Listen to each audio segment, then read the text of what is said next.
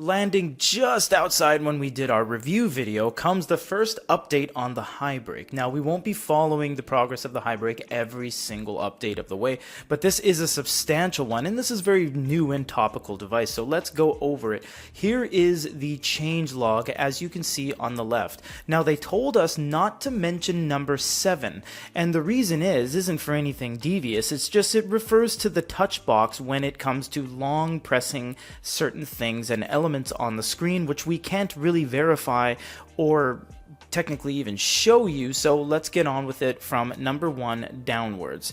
Supported widget functionality. So what that means is you go over here and now you have widgets. So much like any smartphone, you can add OneNote, Recent, WPS Office, and this is all going to have to do with what apps you have on here as well. For example, if you download the weather app on your main screen, well, when you go to the widgets, if that particular app has a widget involved in the process of when it installs, then yes, you can use the widget. So that is the widget application as it stands, and that's much like any smartphone, so there's no problem there.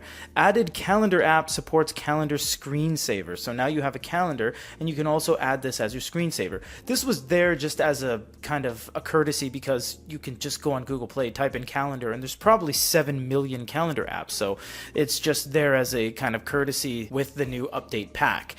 Number 3, added one-click lock screen and lock screen notification reminder function. I'm not sure what this one is for. It does have a lock screen button now, but that's it because you can just tap the side and that opens it back up.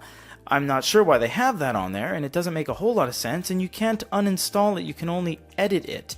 And when you do go over here and edit it, it takes you to the screen where you just edit your other apps that you can uninstall. So it's kind of just there now. So whether you like it or not, that's what it is. Added double click and front light operations to the side customizable button. This one I really appreciate. When they launched this unit, they didn't have all of the keystroke triggers. They only had single click and I believe double click. So they added long press. So what each of these do is if you add these to each respective side, so for example, if I want the single click to be screenshot, every time I click this button on the side, boom, it's going to do a screenshot, and that's going to save the whole thing right there to your storage. Double click, I maybe want double click to do, I'm going to go full refresh. So if I double click this now, tap tap, it's going to do a full refresh. Now I want my long press to be, what do I want my long press to be? Light switch. So I'm going to go like that, and it'll turn the light off. It'll turn the light on. So now you have the custom key. There's 3 ways to change your experiences rather than the 2 that was previously on there. Lift to wake or raise to wake is a tricky one. So raise to wake, you turn on the power manager, you turn it off like that, and then you simply put the phone down. Now when you lift it up sideways, it actually doesn't wake up.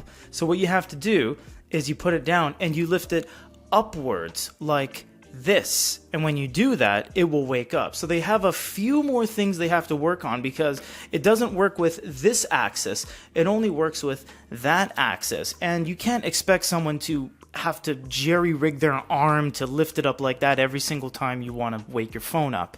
Next is improved SIM card recognition.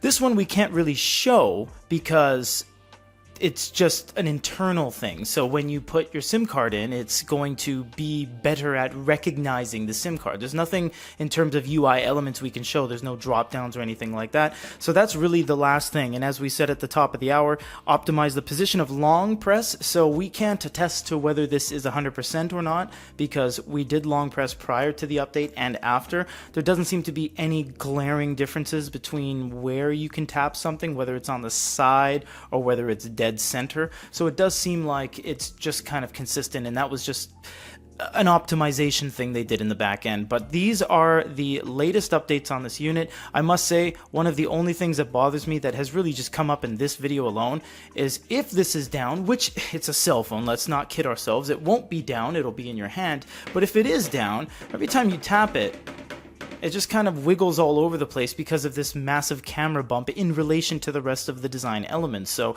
it protrudes, and much like most camera bumps do, but you can mitigate that by getting a case on it. But that's, in terms of the tactile, tangible feel of it, that's really the only gripe that I personally have, is that the camera bump at the back. And honestly, I don't think the camera bump was necessary, because it's not like it's a massively deep lens, nor is it a priority to even have a camera on this, so they could have just made it flush. I mean, it's really, you're just splitting hairs trying to make it really big and bulbousy like that, and it almost looks out of character because of the vanilla design of the actual unit itself. So just a personal preference and gripe on it, but this is the latest 7 changes when it comes to the update as of July 27th, 2024.